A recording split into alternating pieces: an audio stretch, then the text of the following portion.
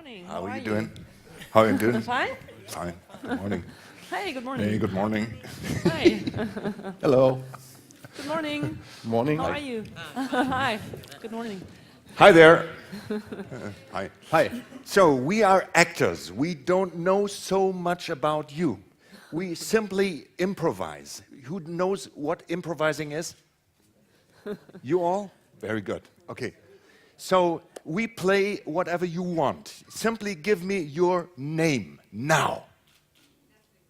Thank you, Leslie. He is one with a name, and the others don't have no name, perhaps. Give me your name now. Yes. Hey, thank you. Give me the name of your neighbor now. Hey, great, great, great, great. Please give me your shoe size. Always something with 40. 40. Give me a color now. Great. Green, all green, great. Thank you very much. We are from Theater Sports Berlin, and we do improvisational theater, and we want to wake you up a little Yes. before the day really gets into the facts, and we will play little scenes for you, and we are inspired by your suggestions. So this was the warm-up, so please give us for the first little scene, give us a kind of weather. Cloudy, rainy.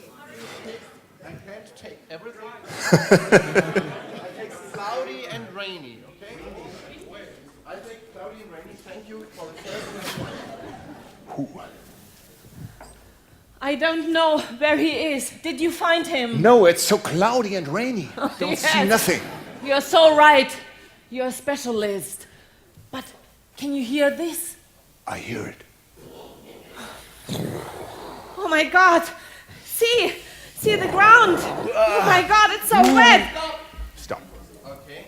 We have a new scene. Completely new. Has It's not. nothing to do with the first one. Okay, he is reading a line. What is it? Of course, losing ground. Losing ground. Yes, stranger, that's the name of this village. One of us is Too much.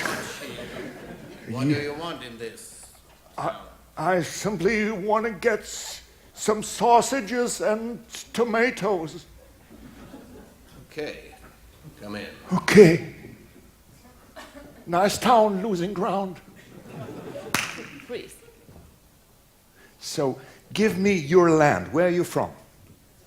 Australia. Australia. Where is the Ayers Rock? Excuse me, can you tell me? I am from Germany. I want to. It was supposed to be here, but it's. Where is it? It's far, you know, it's farther than you think about it could be. You just have to imagine where it is. All about imagination, you know, Australia is all about imagination. Freeze. Freeze. New scene. New scene. Give me an author for dramatic plays. Goethe. Yeah. Goethe. But in English, please. Whoa. Very hard. Yeah. Ach, edler Herr, was ihr hier fandet, erstaunt mich sehr. Die Frucht wohl eines Ginkgo-Baums. It's from a ginkgo tree. Dass er hier wachsen würde, in Europa hätte ich nie gedacht. That it would grow here in Europe, I have never thought. Ist doch der Boden nicht gemacht für jenes Teil, was dort aus Asien stammt. Because the soil is not made for this Asian fruit. Es kommt, Milady, durch das Klima hier. Lady, this is because of the climate now. Weil es geändert hat sich in letzter Zeit, Because it has changed, sind wir nun für den Ginkgo-Baum bereit. we are ready for the ginkgo tree. Enough of that seed. Thank you. Okay. Yeah, let's. Okay, a completely different thing.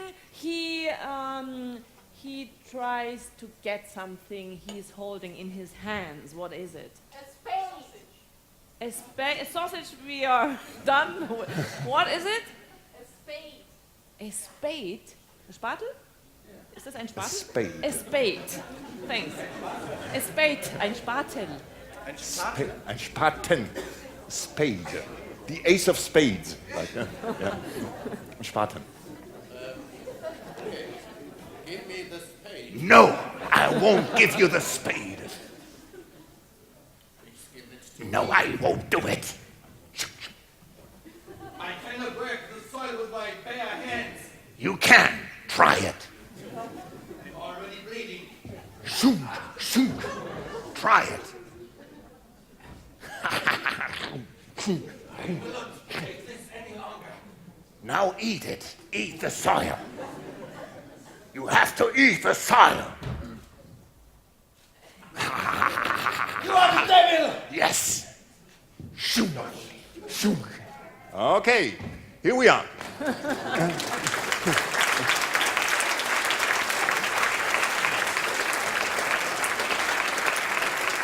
We'll be back on Wednesday, and now please welcome Jess Weigel from the IASS. Okay.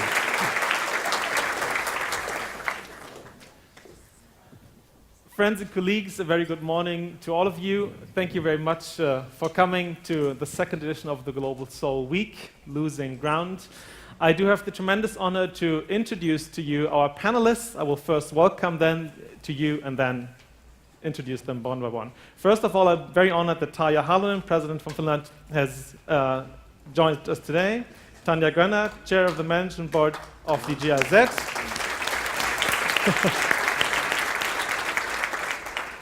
Tony Holmgren, Executive Director from the Stockholm International Water Institute.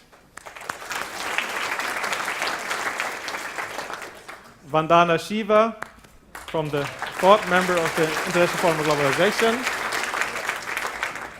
And last but not least, our Executive Director, Professor Klaus Töpfer, and I would like to give him the floor for the opening speech.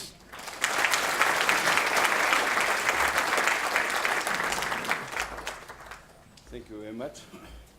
Your Excellencies, friends and colleagues, that's really a wonderful moment to see old friends and those faces you know since quite a long time, and others you know since last year. Because last year we started here an experiment, I have to confess. We started something to discuss on soils.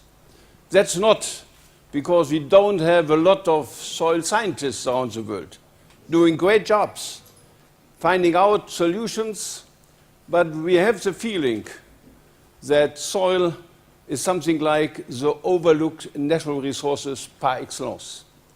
And that is very difficult to understand. Because if we are going to overcome poverty, to make sustainable development a reality, we have to do a lot to concentrate our ideas on soils.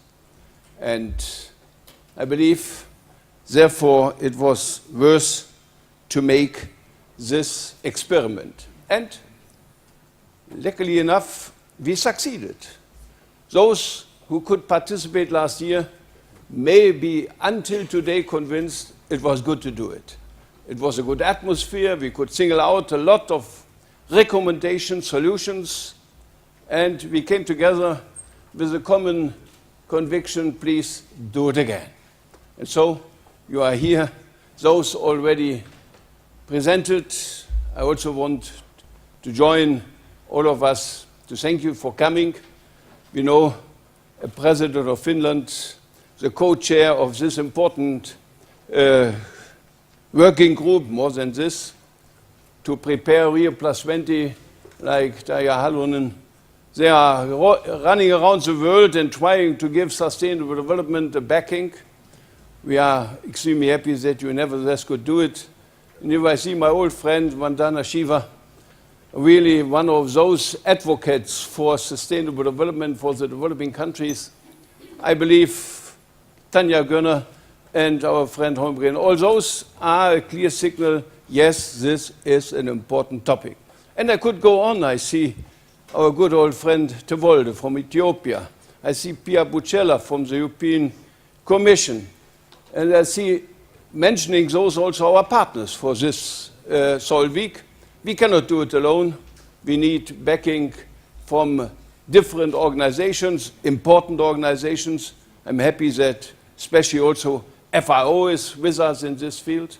And then we can also come to good solutions and results of such a conference.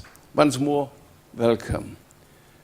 It is a saying in Germany, please don't lose the ground under your feet.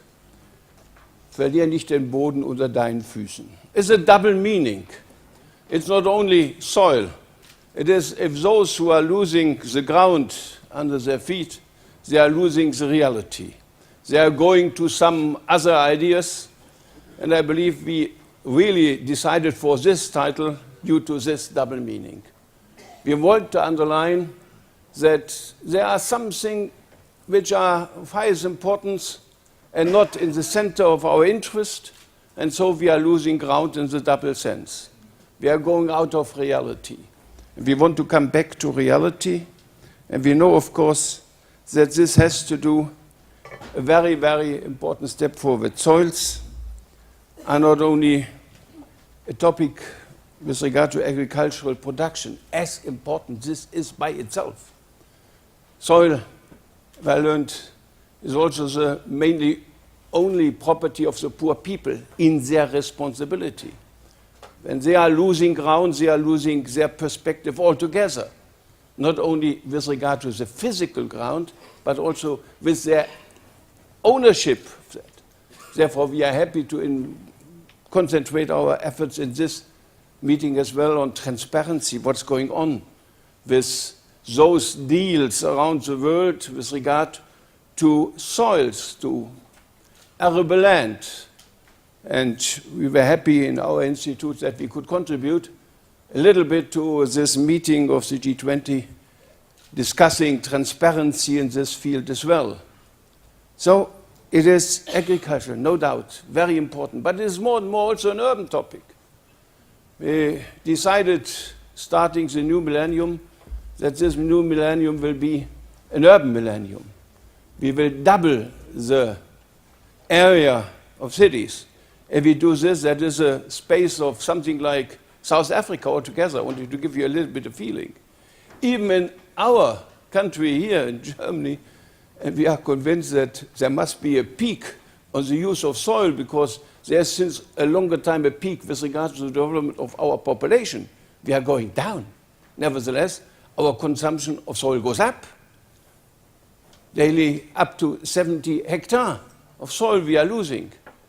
So we have to do our utmost to seal ground, also in those countries. And to give some information what is necessary if you go to an urban future altogether. We know that we are very much obliged to think about what is virtual soil. What do we import as soil to our countries and export? With all the negative consequences, for example, of excessive nutrition. We are confronted here with those imports. I quote again and again that my first colleague as a Minister for Agriculture mentioned that our cows in Germany are grazing on the La Plata because we are importing those products from their soils to us and feed our cows with what they are producing there. Virtual soil, that brings us back that this is a good idea also imported from other fields of life. Yes, we must be aware that there is a nexus between soil and water, biodiversity, energy. The nexus topic is now one of the most important ideas we are following. And therefore, it is so important to bring our water friends on the same table. We don't want to compete. We want to single out that this should be integrated. Come to a nexus structure, and I believe then we are much better than only to think in silos. But if one silo is not touched at all now, it is necessary to start. So don't misunderstand us that starting the work for Soil Week is something like starting a separate process. Then it would be the wrong overall target, but we want to contribute professionally and with solutions and with integration of the broader public in this topic as well. And that is, of course, the next objective of what we are doing. It is a forgotten resource, no doubt. If you go around in this country, you will have a lot of discussion, and not only here, all over the world, on climate, on water, on biodiversity. There is no discussion on soil at all. Where do we discuss enough in the broader public? And therefore, the main reason that somebody decided that we should develop such an institute like IASS, the Institute for Advanced Sustainability, difficult to translate your own abbreviations. Only to make the footnote, when I was still in Nairobi on my entry door, there was a wonderful sentence mentioning, "You are entering an agronym-free zone." I was always convinced that those abbreviations are only exclusion. Yeah? Only the knowledgeable people know this. So I know IASS, and therefore this institute I try to translate is, of course, concentrated exactly on this topic. How can we bring the broader public in the scientific process? We call this transdisciplinarity.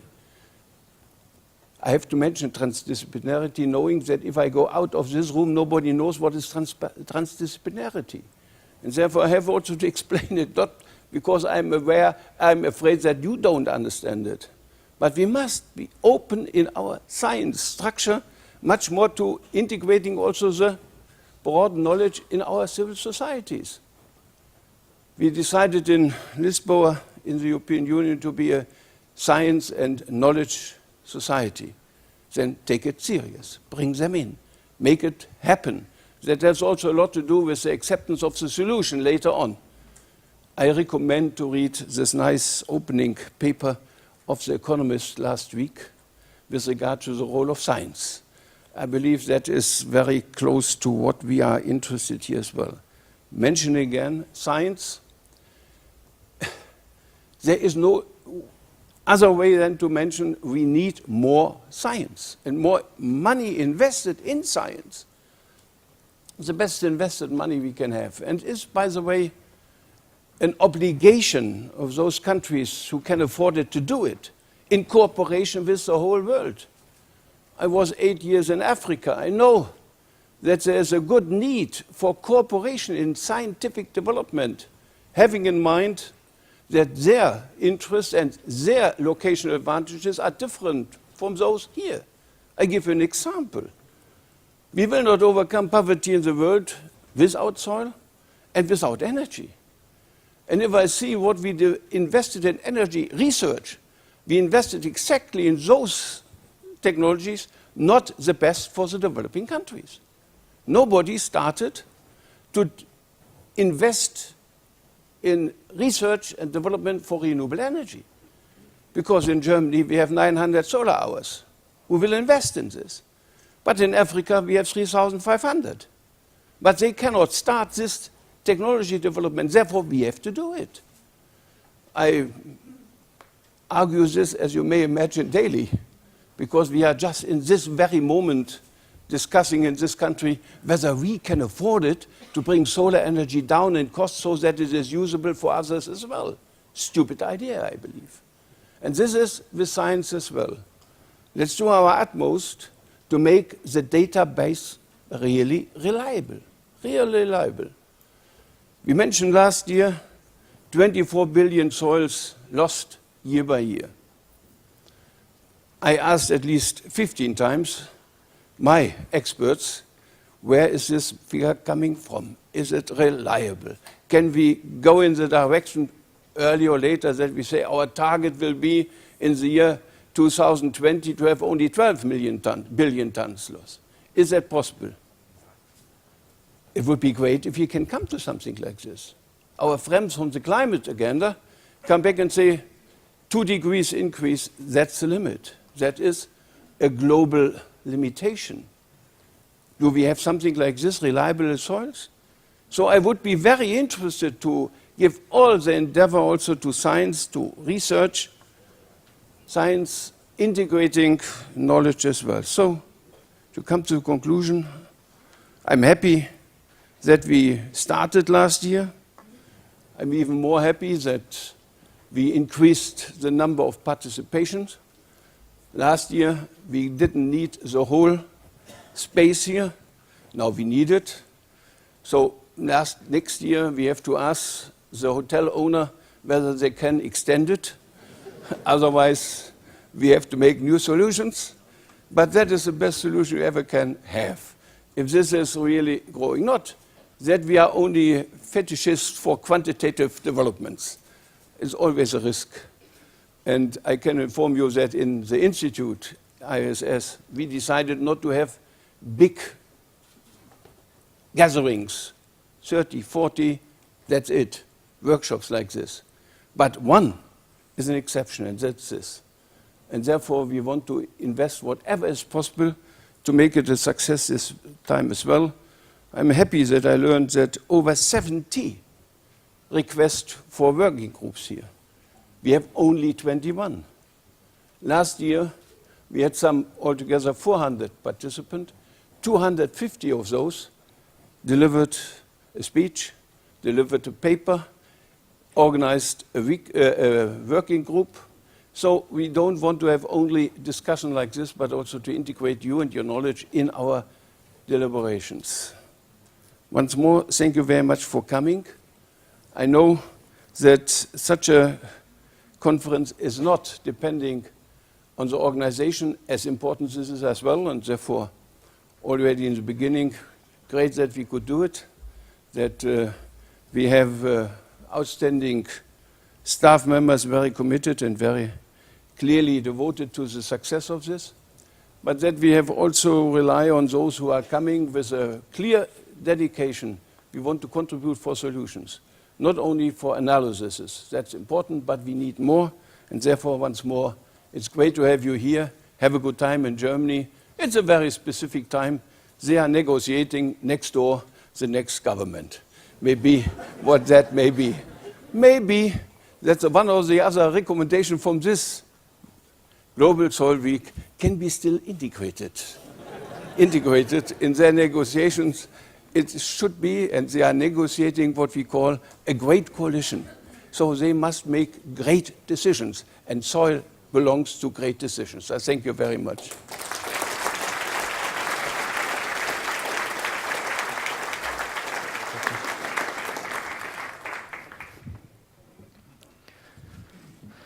Thank you. As we all know, the 2015 Development Agenda is a highly important window of opportunity to actually live up to the spirit that Professor Töpfer outlined, to place soils high on the international political agenda. And there are only very few international leaders who have been closely involved in the run-up to Rio+20. And I'm very grateful that our next speaker is among them. She holds and has held numerous national and international honorary positions. She was co-chairing the UN Secretary's high-level panel on global sustainability and is now in the international task force to prepare the International Conference on Population and Development. President Tanja Harlund from Finland, thank you very much for coming.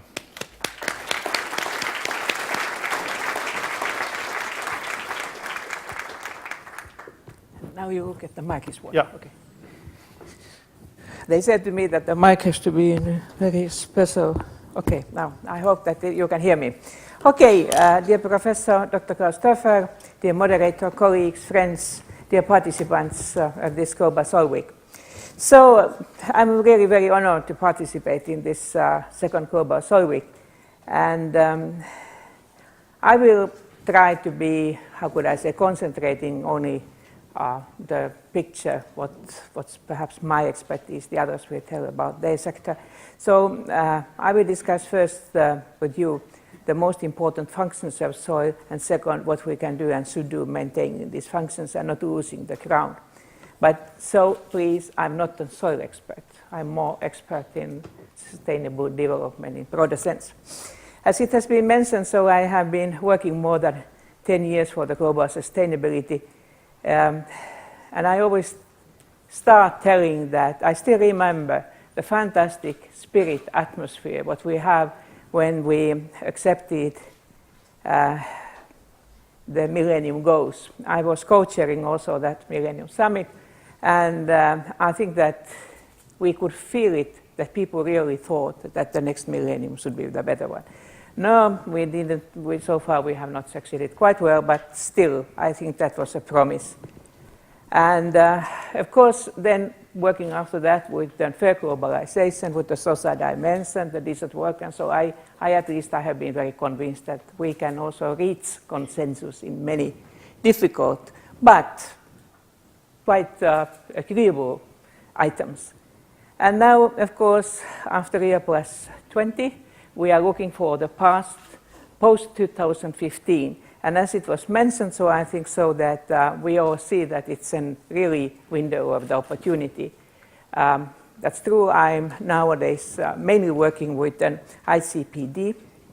What's that? That's the population and development. It was about 20 years ago, the famous Cairo conference, where they noticed that there is really something meaning on that, whether we are 7 billion, 8 billion, 9 billion, and what is really to respect the human rights so that every one of us could have an access to the decent life. So today we share, I think, an understanding of the sustainable development within a certain way in the modern trinity, including green growth, social justice, and respect for the environment and planetary boundaries.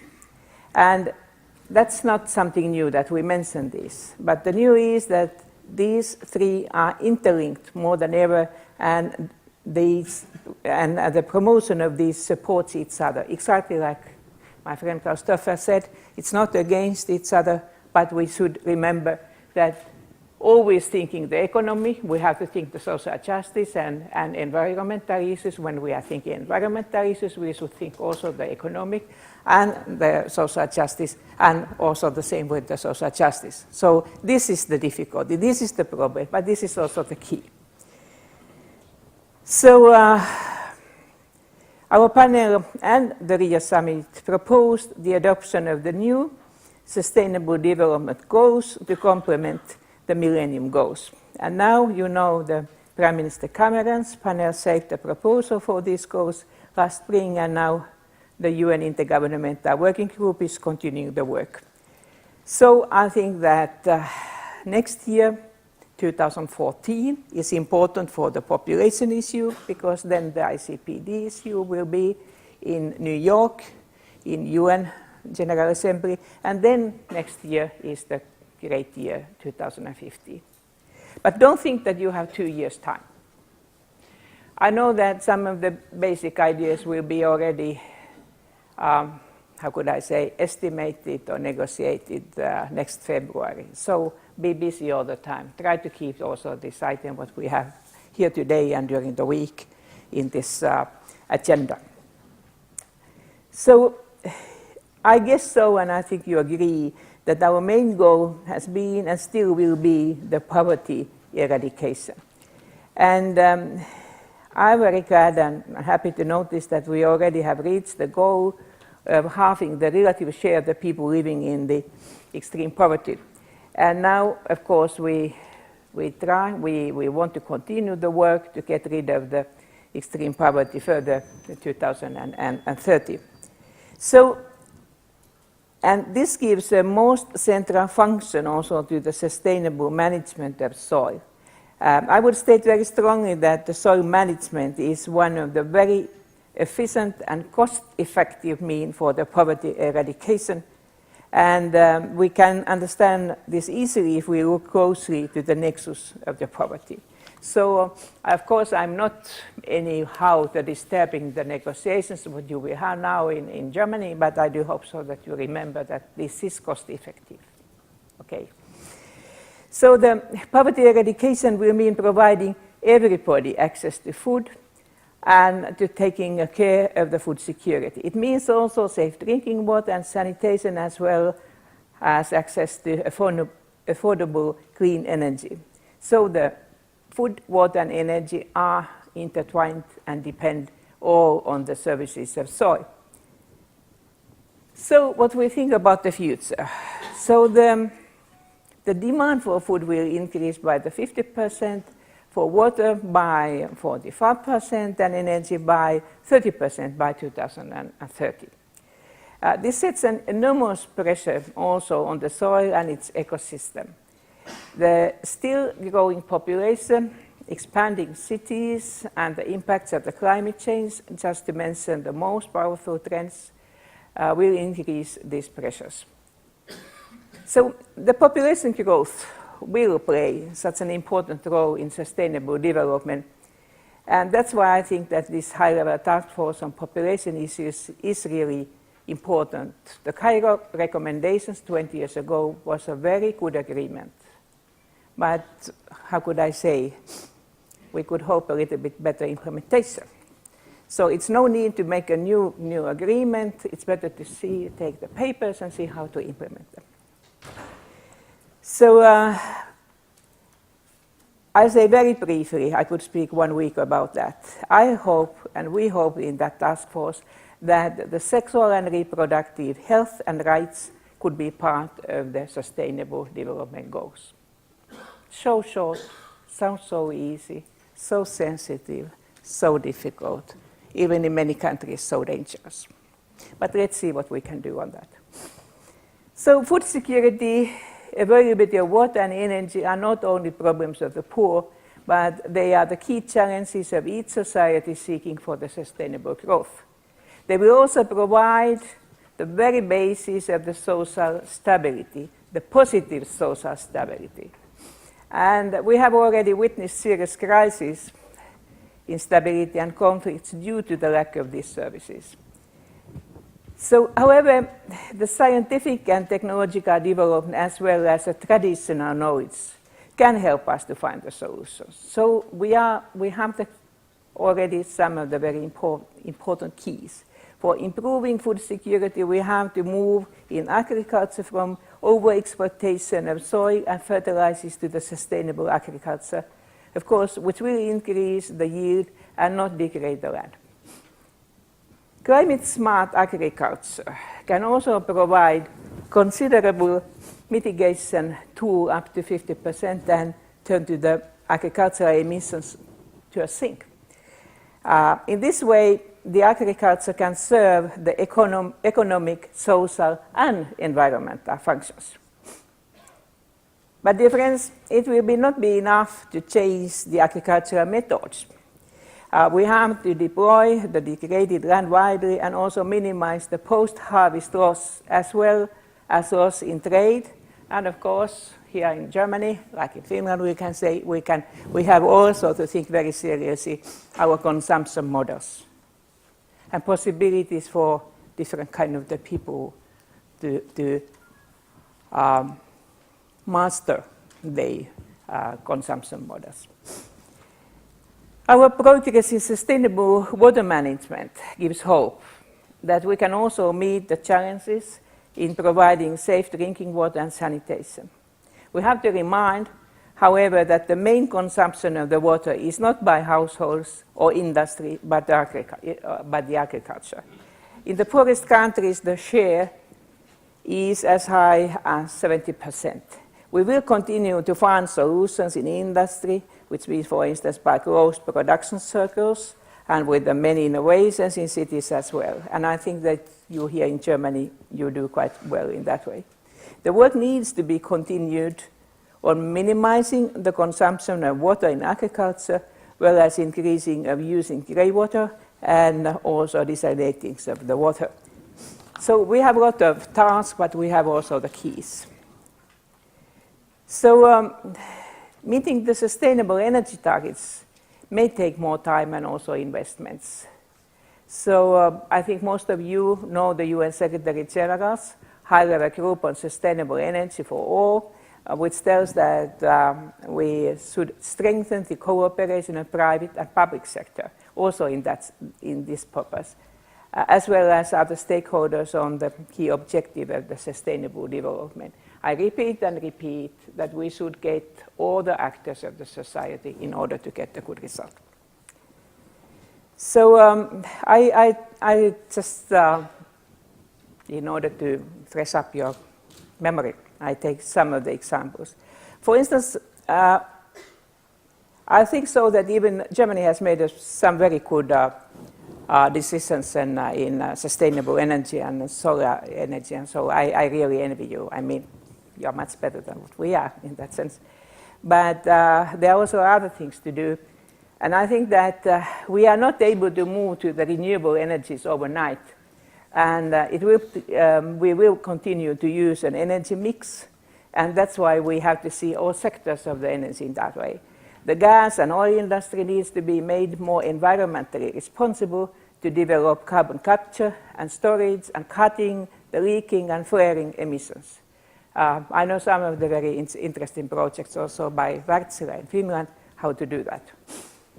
Anybody from Azerbaijan? They have the symbol of the flame for the industry. And so I said, I'm not always too polite. I said to them that I'm very sorry, this is not a good symbol because you should get rid of the flame at all. It's not having a good system in your industry. But they thought of it also. So then the most promising developments, I think, are offered by using the waste for the renewable energy, thus avoiding the competition between the food production and energy production. And very promising innovations are also offered by the production of the microbial oil from plant and animal waste. So waste in that way could come resource for the new production. Forest industries use also their waste for energy, and some industries produce more energy than they consume in their processes. Collecting methane from the waste deposit, recycling and burning the waste are also the ideas for the good development. So all these examples really, they are encouraging in such a way that they turn waste raw material, reduce the production cost and save natural resources and environment. But still I say, think always whether you need to consume. So when we build smart policies for sustainable land management and economic development, we have to understand how to employ the underused human resources instead of overexploiting the natural resources. Then I always ask that, what do you think that are those underused human resources, human capital? So everybody can tell some of the examples, and I do agree that one of the slogans of the Rio, not only because the climate politics or the new indexes for the welfare, is release the scientists, just freedom, so that we can have a good cooperation with the different kind of the scientists in different sectors of the society. So there is a lot what we can learn. But if we think the people as a whole entity, the manpower, in Finnish words we don't use the man, we say ihmiskunta. It doesn't make any difference with the gender. So, but in English it's mankind. Okay. So now you already guess. One is, of course, that we will give the best possible education for our young people. And still, there is a lot of difficulties to integrate the young people with the most advanced knowledges to the society. It's not only education, it should be also education and job. The next thing is, of course, that we want to get a reduction of the extreme poverty. But I always preach this. Don't think that people who are poor are stupid. It's not even saying that they are just without education. To survive in the extreme poverty is to be very smart. Not all can survive. So we could use this amount of the people also for the cooperation. And the last but not least, if you once was born as a girl, it's quite obvious that you will die one day as a woman. It's a lifelong story. And that's why we should be worried about that in many, many countries, 50% of the human capital is underused. They don't understand that women have not only the headdress, but the brains. Fine. But we do that. And so let's work together to think about it.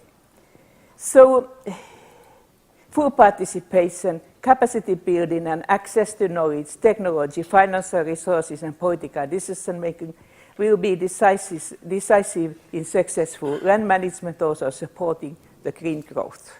This is, of course, the human rights issue. But if somebody doesn't want to listen to that, tell to that person that that means also the use of full use of the human resources means also a lot for the so-called GDP or something else. That's it. So one reason why land management has not been on the priority list of the political agenda, my guess is that it might be that those poor people who suffer from most of the malnutrition and lack of water or the energy, they are marginalized in political decision making. And if they are in this process, very easily they try to find also so-called easy short answers, what we cannot find so well. So I think I will start seeing that the time is up, and so I will say that the clear scientific evidence on the economic benefits of the sustainable land management would strengthen the decision makers' understanding of the importance of the sustainable soil management and empowering the people to take the care of soil, which is also important for their own livelihood.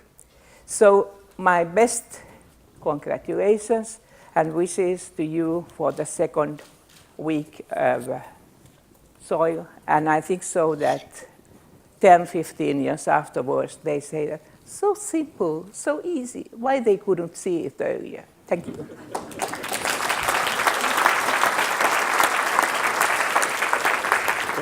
Thank you very much.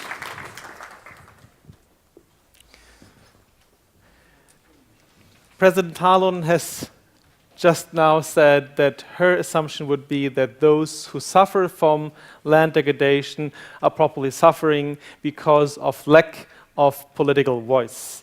That is, translating international and national sustainable development agendas must go hand in hand with efforts to put these activities on the ground.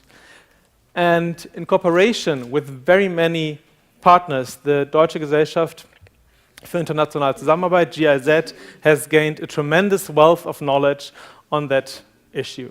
Our next speaker was Minister of Social Affairs and Minister for Environment, Nature Protection, and Transport. I knew that this was confusing. She is now serving as the chair of the management board of the Deutsche Gesellschaft für internationale Zusammenarbeit, GIZ, and I'm very grateful, Tanja, that you could make it. Please join me. Nature Protection and Environment. Thank you very much for this warm welcome, dear Professor Töpfer, Excellencies, participants, ladies and gentlemen. The nation that destroys its soil destroys itself. So said the German geologist, soil scientist, and lawyer Albert Verloo in 1862. His words are as true today as they were 150 years ago. The Deutsche Gesellschaft für internationale Zusammenarbeit, GIZ, believes, as you do, that sustainable management of natural resources is one of the most urgent challenges confronting today's world.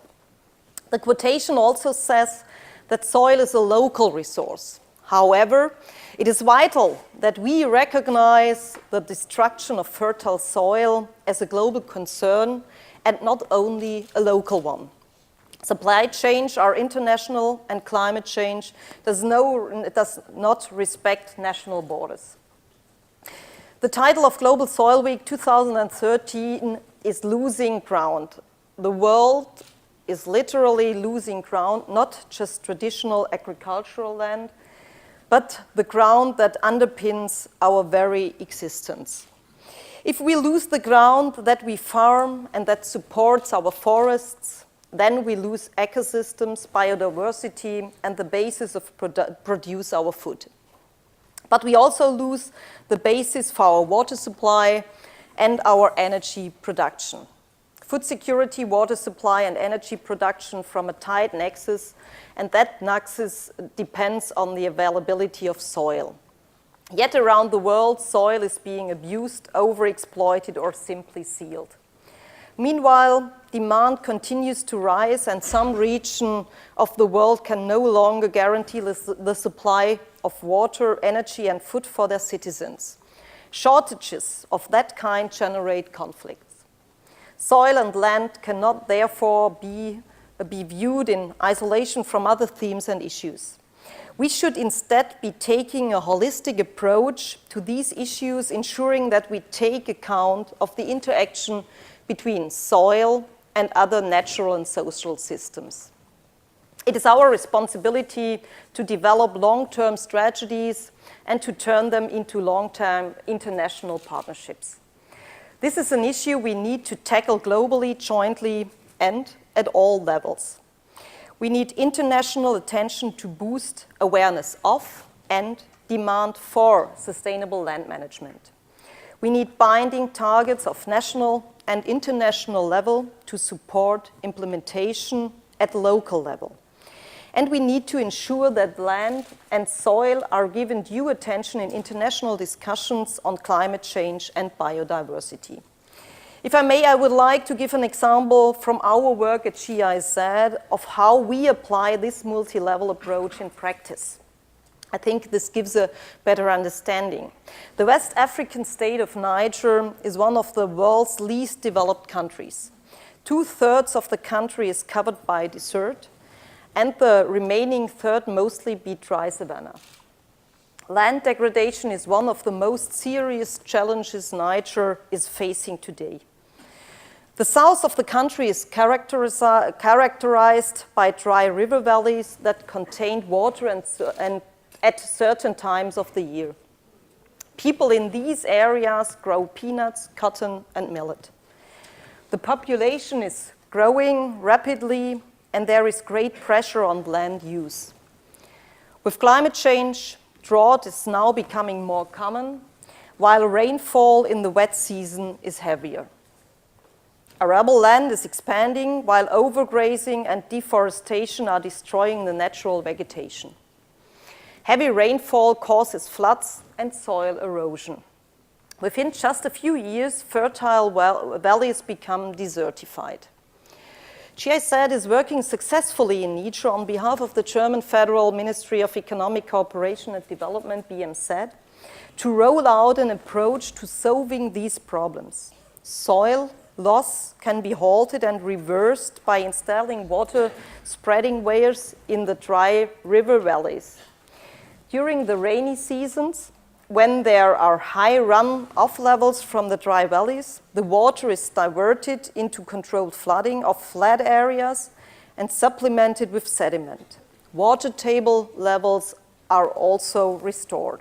So far, 370 flood barriers have been installed in Niger, Burkina Faso, and Chad, with more than 20,000 hectares of land being brought into use for agriculture. Over 40,000 households are benefiting from these measures. Crop yields in the catchment areas of the water spreading weirs have doubled, and with more harvest possible each year, production has actually risen nearly sixfold. The effect has been to boost cereal yields by 200 kilograms per hectare, and 500 kilograms more straw is also being produced per hectare. Overall, these barriers are providing food for an additional 400,000 people. We believe development cooperation has been successful here because action was taken at different levels. At the macro level, GIZ is involved in developing a plan for implementing Niger's strategy for food self-sufficiency, Nigerians feeding Nigerians. This initiative supports legal and policy measures to increase food security, for example, by strengthening regional land use planning structures and the statutory framework for land law.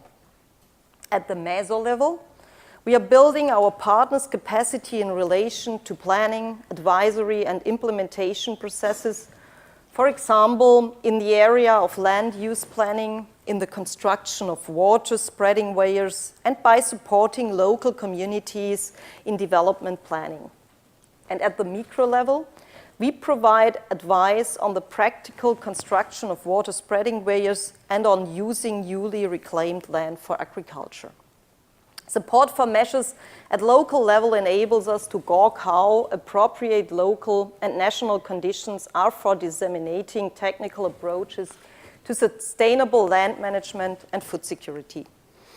And taking a multi-level approach means we can provide policy advice tailored to what can be achieved locally.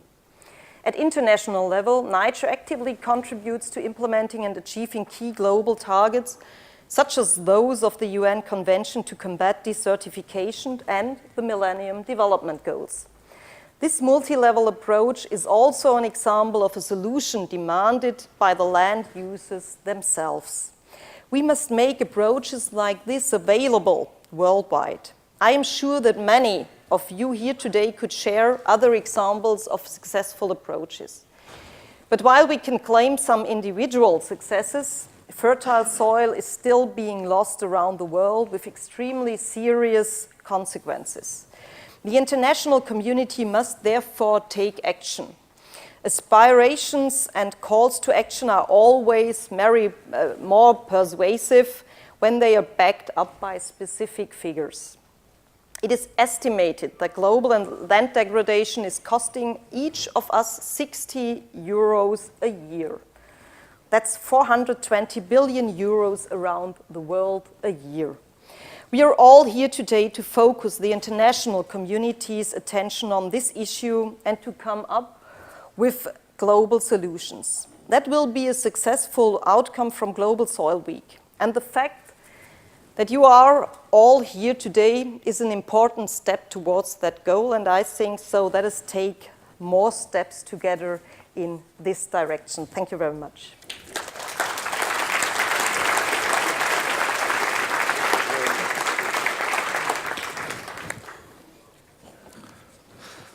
Soil degradation is not only a problem in Niger or Nigeria, it is a global problem, and it's also a problem in Germany and in Europe. Our next speaker, who is the Commissioner for the Environment of the European Commission, let's say our Europe's Environment Minister, will address us, albeit from far. Please give him a warm welcome.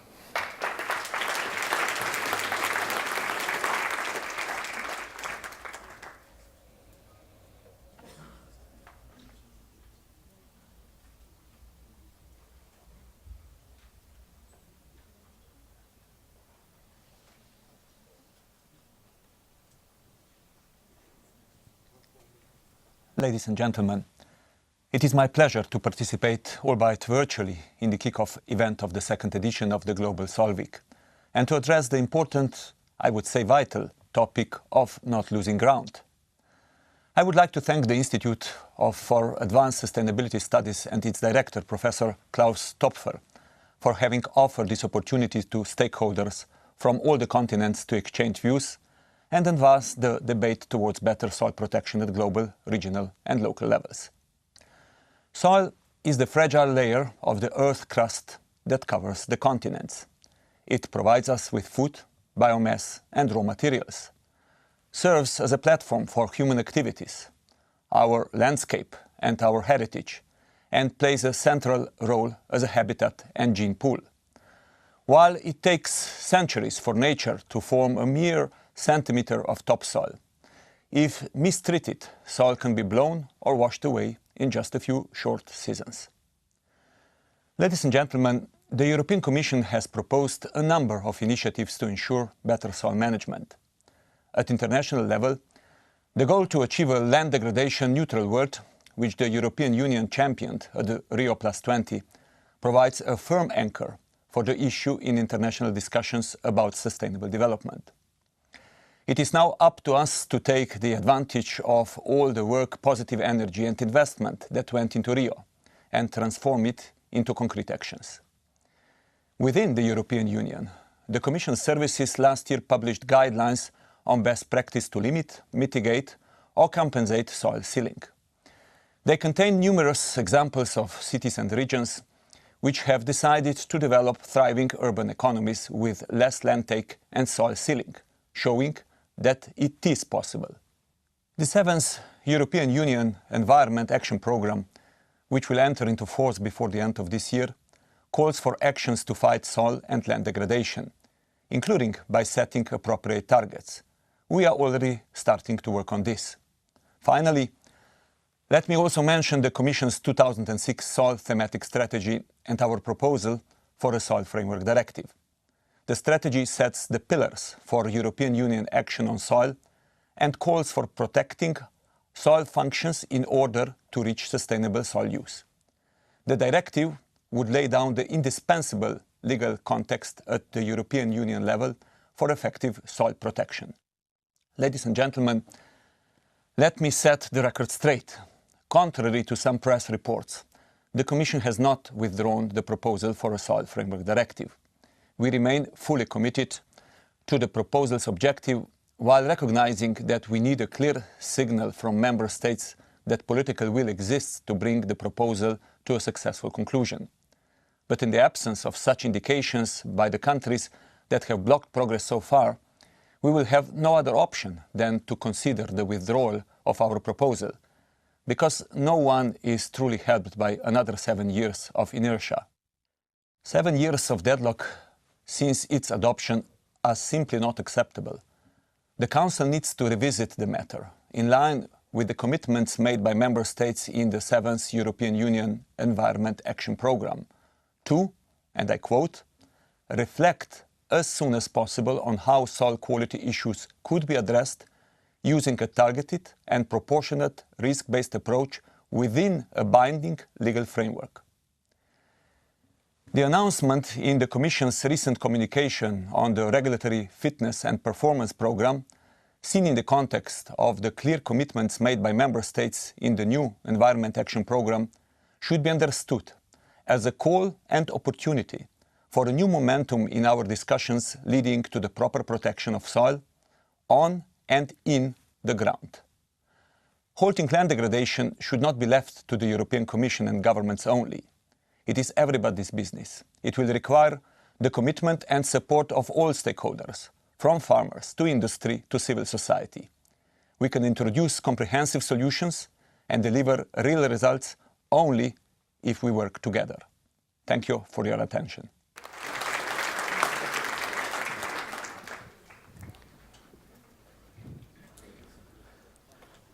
Slightly changing the focus again. I think there can be very little doubt that the progressive realization of the right to food must be the objective of soil policies. And therefore, I'm particularly honored that we have a Right Livelihood Award winner and a member of the International Forum on Globalization with us, whose books, widely read and cited, challenge the dominant view of agricultural production. Vandana, thank you very much for coming with us. Civil society is key to make this happen.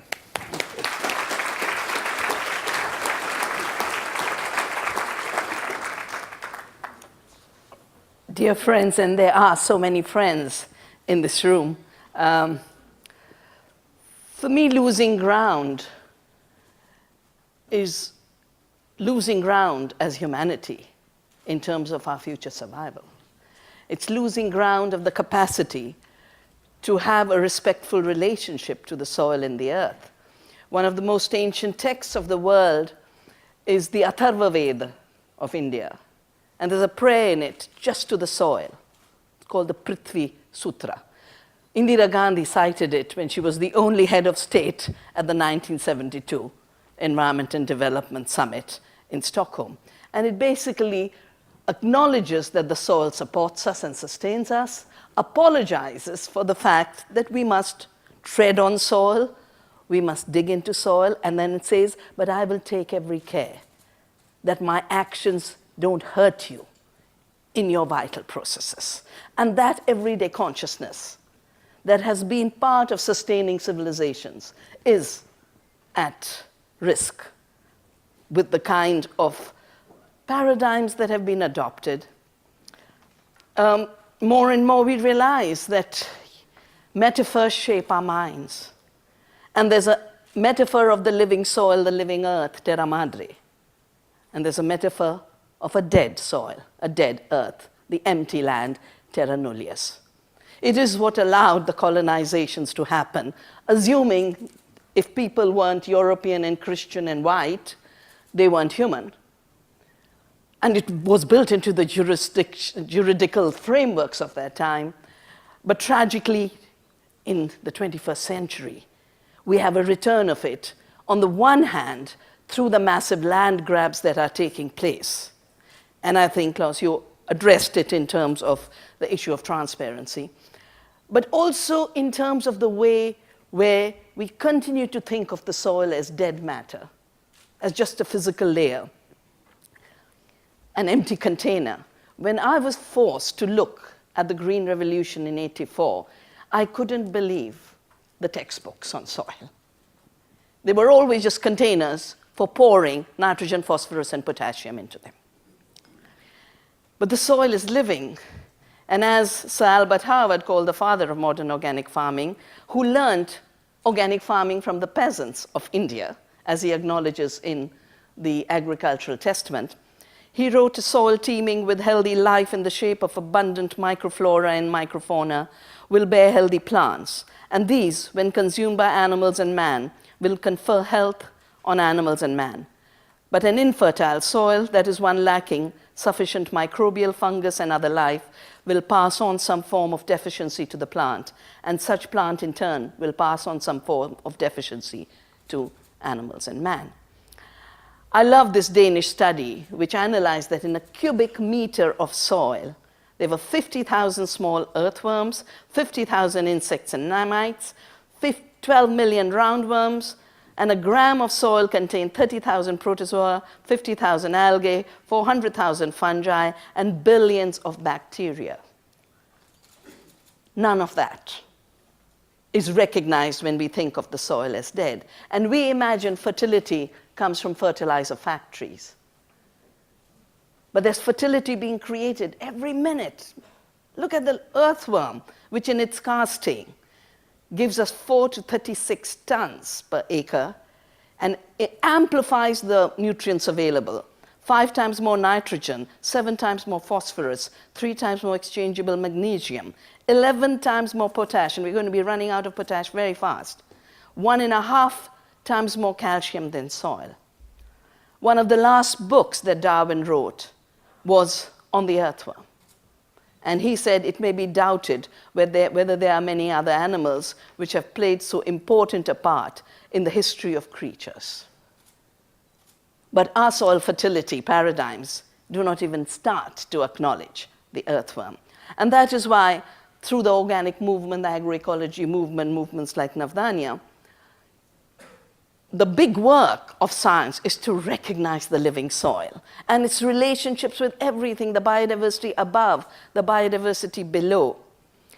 It's been assumed that reducing biodiversity and intensifying external inputs, and now there's been a new language created of sustainable intensification, that is the only way to increase food.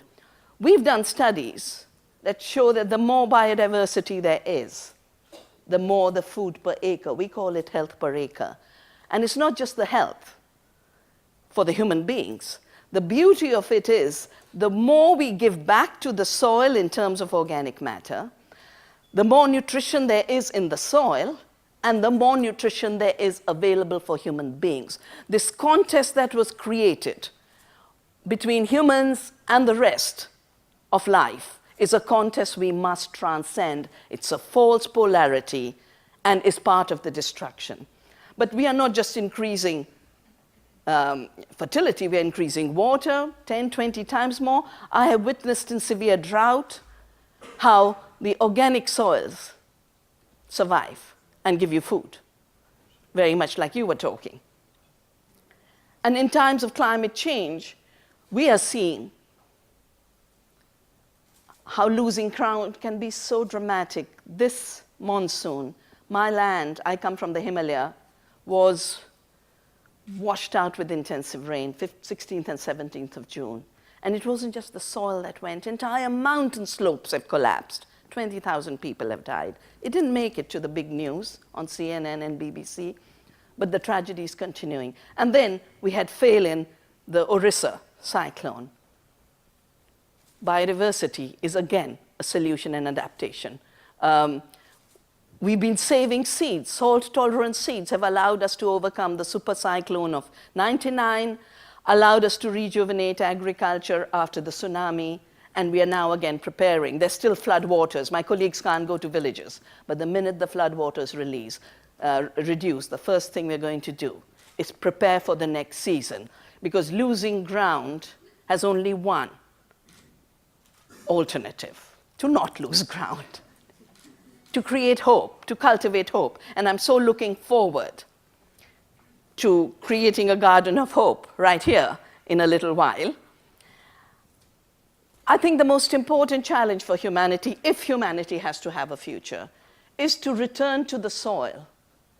Return to the soil in terms of our identity. Return to the soil in terms of our sustenance. And I would like to end by quoting one of our amazing poets, our national poet, Tagore, who was a Nobel laureate.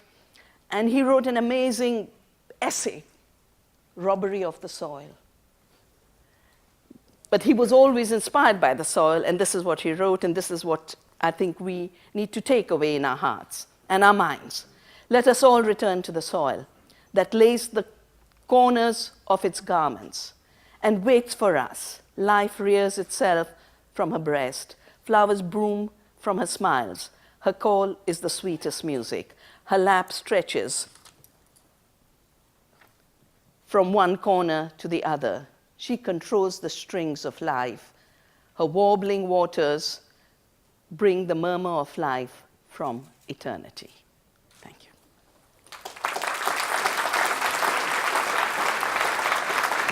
Thank you very much. Thank you.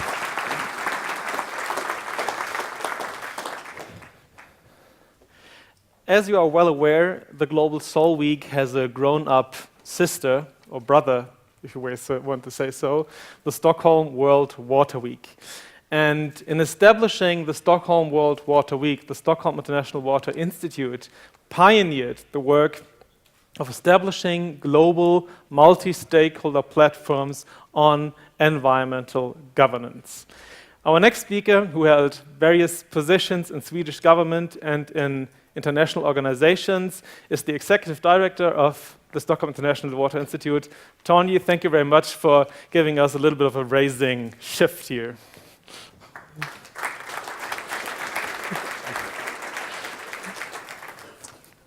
Professor Töpfer, ladies and gentlemen, excellencies.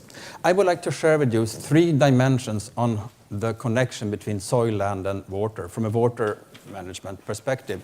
And I will end with some remarks on the nexus, energy, water, food, as well as some lessons that we have learned from the World Water Week. My first dimension is water scarcity. We know that the world is facing a water global crisis.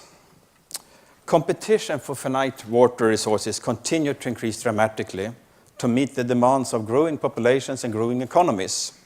And the OECD has estimated that by the year 2050, the demand for water will increase by some 55% compared to today.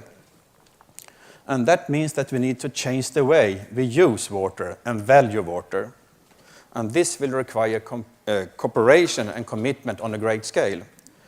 But I guess that a secure water future is achievable by investing in new technologies and building strong partnership among water users. I think we can make it happen. And in this context, land and soil owners and users are key partners, like the farming community, the agribusiness, and they play the most critical role in the future water use in the world. The second dimension is food security, the second part of the nexus.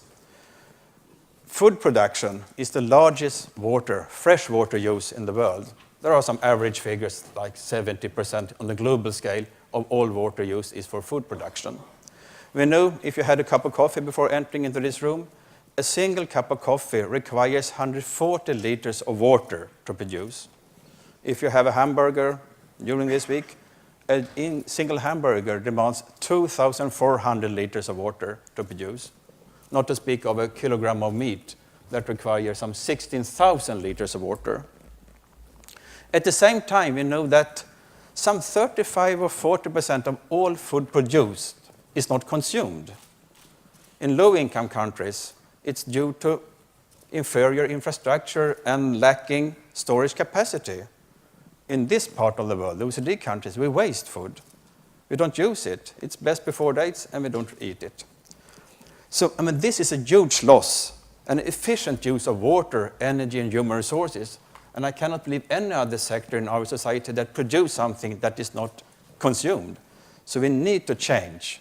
There's a behavioral change, I think, in the high-income countries and OECD countries, and also investments in more improved infrastructure and storage facilities, etc., in low-income countries. And water is often considered a national security issue, since it's mainly needed for food production.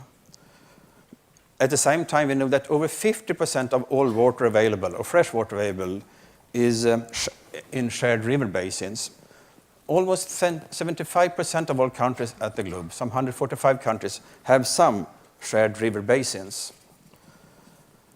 So in that sense, there has been an idea or a thought that the scarcity of water and the transboundary nature of water would lead to conflict, not only conflict, but armed conflict over the water resources. Some 30 years ago, that was the say of the day, more or less in the kind of Middle East situations. But very seldom water relates or gets into a war or into an armed conflict. So why is that? I think there are a number of answers to that. First, people, regions, municipalities, regions, countries tend to rather cooperate on water resources than go to armed conflict or to conflict, because water is a fundamental issue for mankind, for human life. And then second, maybe the most important one, that in water-short countries, mainly water being used for food production, nowadays trade food. I guess Professor Töpfer mentioned about virtual soil. We have virtual water. You rather import the food that you maybe produced yourself. We relied on a domestically self-reliance on water or on food before, but now we do trade more water, even if today only 10% of all food produced globally are traded internationally. But I believe that we will see more of that kind of trade in the future.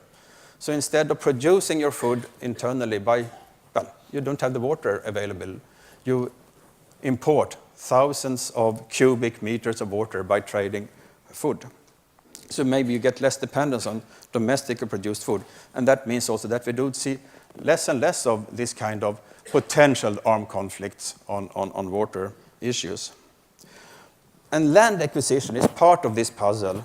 And chiefly fast-growing economies in Asia and in the Gulf area are now leasing, long-term leases, land mainly in Africa. And to me, that is not only to get land, it's also to get water. A scramble for land and water is a combined thing.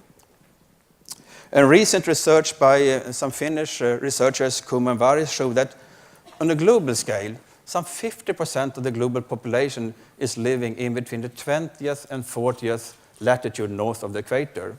And that part of the world is also the one that has scarcest on water and land, which also tells us that in the future we will see more of a import-export on food and water, and in that sense also soil, I will say.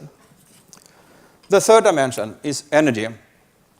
Water and energy are very closely related, more than maybe that you think in your daily life. Water is needed in energy for extraction, refining, fuel production, hydropower, thermoelectric cooling, and energy is needed for water, for wastewater treatment, extraction, transmission, drinking water treatment, and of course use of water in the agriculture sector, business and households. And we know that world energy consumption will forecast is that it will increase by 50% up to 20 years from now. So there are very close relations between water and energy. At the same time, there are a lot of asymmetries. Energy is mainly produced on a global scale by private companies and priced on the market, while water still is a local produce, public run, and cost-sharing prices, or cost recovery prices. Finally, some thoughts on Nexus, food, water, and energy. As had been mentioned earlier this morning, get out of the silos. How do we do it? Because we have an option, we have a need, of course, to go combine our thinking and our efforts. I think start at the local level to build up. Bottom-up approach might be one approach. And I think food production, in that sense, it's a very good example, because food production is relying both on water and energy. So bottom-up approach could be one possibility to overcome those silos and the barriers in between energy, food, and water. Some lessons learned, finally, from our World Water Week that we've been running now for 23 years. And last year, we focused on food security and water. Next year, it will be on energy. So we are trying to combine. I think that is one part of it, to get other sectors take part in the issue that you are dealing with, because we find that the ultimate decision maker on water use is often outside the water sector. It's the water user, and I think that goes also for other sectors. So to get participants not only from your own community, of course, governments, cabinet ministers, science, business, international organizations, and civil society, but most and foremost, get others into your own discussion that you have. I think that is the trick for the future. So, because no actor can make it alone, but together we can make it happen. Thank you. Thank you very much. Thank you. After these enlightening speeches, please allow me two very mundane statements. First of all, when you registered, you were handed over quite a big bunch of paper. Among these papers is the agenda for action that we would like to propose for discussion during the Global Soil Week. We have it on our website in the blog function. Please be so kind, use the opportunity and provide us with your comments. Second, thanks to all your fabulous contributions, we have a rather complex program put together. And that's why you have within the program the 3 green hope pages, which give you a little bit of the storyline, your roadmap to the Global Soil Week. Should these 3 green hope pages not do their job, as I hope they do, please refer to the green badges as mine. These are team members, and please address them, and they will be able to assist you. I will now hand over to my colleague Alexander, who will facilitate the Touching Ground panel. Before we do so, we would like to show you a movie. We went around through Berlin and interviewed Berliners working with soils on their particular perspective on the Global Soil Week. So please join me in sharing their views on the Global Soil Week.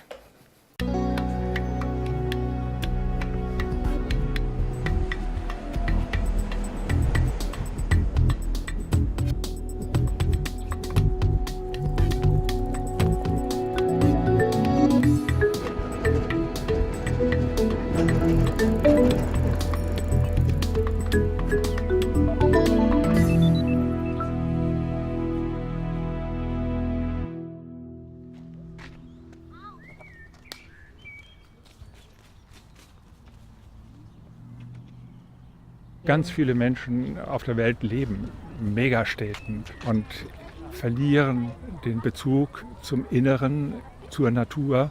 Und das darf nicht passieren. Kinder lernen hier, dass die Natur zum Überleben notwendig ist. Dass wir ohne Nahrung nicht auskommen und dass die Natur sehr empfindlich ist. Es ist ein Schutzraum für Kinder, ein Schutzraum für Natur, und beides sichert uns Zukunft.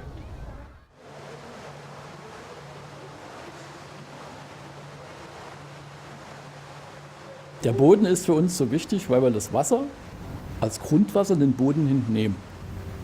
Die Menschen müssen sich bewusst machen, wenn sie gesunde Lebensmittel, wenn sie gesundes Wasser haben wollen, müssen sie die Umwelt, den Boden schützen.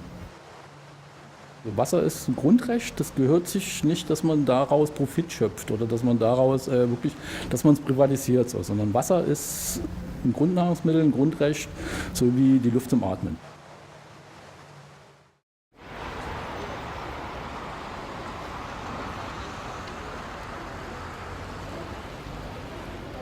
Beaucoup de gens de nationalité étrangère rentrent dans notre cher continent Afrique et exploitent notre minière illégale.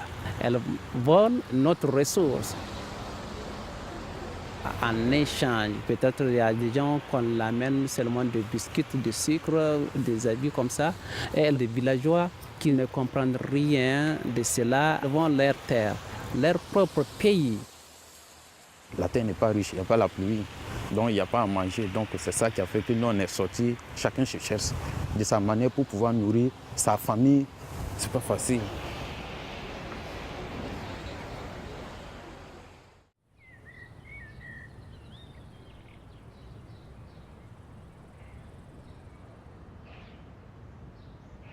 Fläche ist eine knappe Ressource und eine immer knapper werdende Ressource in der Stadt. Wie geht die Stadt denn damit um und wie stellt sie Flächen zur Verfügung? Hier hast du ein Projekt, in dem das im Jahr 50.000 Leute besuchen, an dem 2.500 Leute mithelfen in irgendeiner Form. Das zeigt ja auch den Willen der Leute, so eine Handlungsoption wahrzunehmen. Du verstehst hier am Beispiel Boden den Wert von Boden dadurch, dass du selber an dem Kompostieren mitwirkst. Dadurch, dass jedes Beet zu 2/3 aus städtischem organischem Müll hergestellt ist. Und dieser Garten ist technisch mobil. Das heißt, ich kann den Garten umziehen. Was ich nicht umziehen kann, sind die sozialen Bindungen, die an so einem Ort entstehen.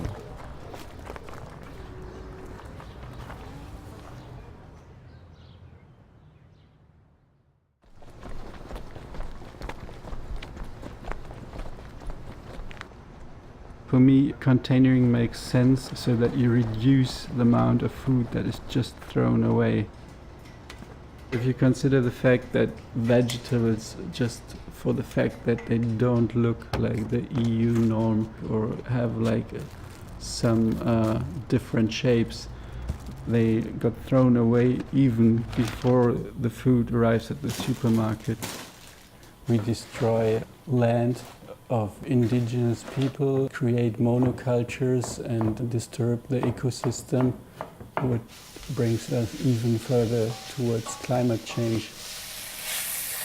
Hey, dear participants, my message to you is who throws away food throws away soil. So to not lose ground, we should all try to minimize food waste. Mettez tous vos énergies, vos efforts pour lutter contre la désertification et la néocolonisation. Bitte sorgen Sie dafür, dass Kinder Gärten haben. Gärten sind Schutzräume für die Gattung Mensch. Sorgen Sie dafür, dass die EU-Bodenrichtlinie umgesetzt wird. I want cities to open up to let the people who live in a city create together the city of the future.